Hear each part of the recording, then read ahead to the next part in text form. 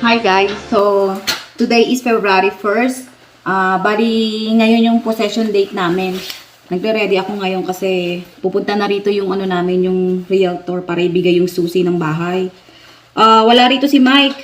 Pumasok. So sabi namin sa realtor namin, iabot na lang yung ano yung susi sa akin. Tapos tawagan ko na lang si Mike kasi nasa biyahe siya.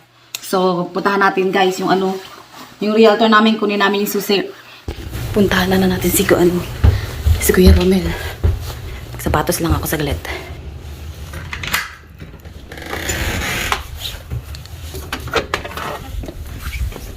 No. Tingnan natin si Kuya. Bigyan na niya yung susi.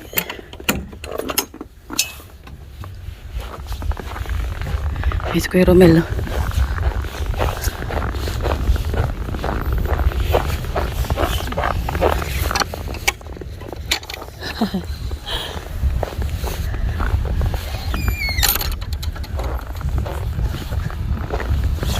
Lamig. Yan na talaga yun? Kamalag ako. Ito na, ang susi. Ito na yung susi. Thank you, Kuya. Yung ibang susi na doon sa loob, iniwanan ko. Doon na sa loob ng ano? Bahay? Chinek niyo, Kuya? Pumunta kayo sa loob doon mismo? Padala ko si Phoenix lang sa akin ng realtor. Ito yung text niya sa akin.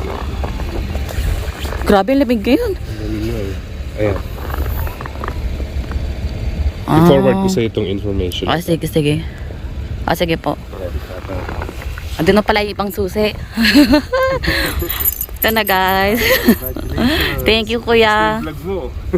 Ayan. Thank you, Kuya. Ingat. Basta may kailangan kayo tawag niya sa akin. Apo, sige. Thank you po sa tulong, Kuya. Thank you po. Kuya, thank you ah. Bye-bye.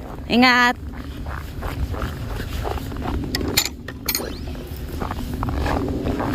Lamig. Minus 20 ata o minus 25. Lako lang, wait guys. Okay.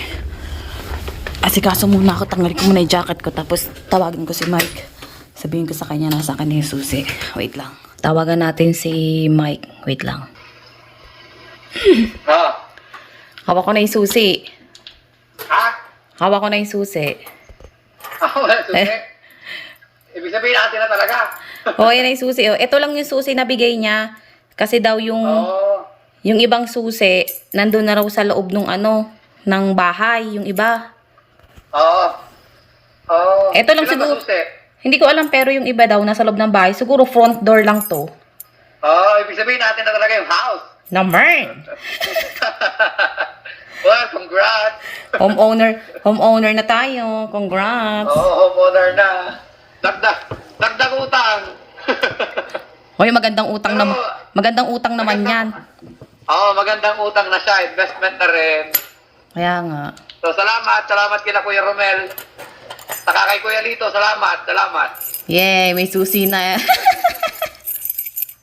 Maganda sana kung nandiyan ako, nakapunta sana tayo sa house agad. Oo, yan no. Oha. Wala. Kailangan mag-work, kailangan kumayod para sa ekonomiya. Para sa kinabukasan. Papalitan naman natin yung susi, no? Ano naramdaman mo nang nakuha mo ng key? Kinikilig. Kinikilig na nilalamig ako doon. Ang lamig kaya. Kinikilig ka kasi malamig sa labas. Para kayo, what? Malamig. Diyos ko, di ako nagdoble ng jacket eh. Alam ko mabilis lang eh. Mabilis lang si Kuya Romel din. Oo, lumabas na ako. Bumaba siya doon sa harap na lang na mismo ng sasakyan niya. Tapos yun. Ano si Kuya? Tulog na ba dalawa? Nakatulog na. At least okay na. Ano masasabi mo? Masabi na natin na bahay ka na sa Canada. Kaya nga. Salamat. Natapos din ang pag-aantay.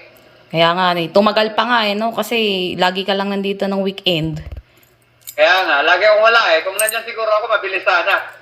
Kaya nga, so sa Sabado. Sa Sabado. Pero okay lang din naman. At least okay na, natapos na rin. So sa Sabado, pupunta ka na sa bahay mo. Pupunta na ako sa bahay ko, bahay natin, bahay na talaga. Kaya Nakakatuwa naman. Kaya Ay, nga. pangarap lang yan noon. Pangarap na Ngayon, totoo natupad. na siya. Kaya Totoo nga. na siya. Pangarap lang siya noon. Ngayon, totoo na siya. Salamat talaga sa taas at talagang binigay na sa atin. Kaya nga eh. Thank you, Lord. Thank Kahit, you, Lord. kahit matagal, Kaya nga, kasi marami tayo experience din eh. Marami tayong nabigo na tayo. 2 beses na tayo nabigo dyan eh. kaya nga. O, magpaalam ka na. Sige, bye-bye.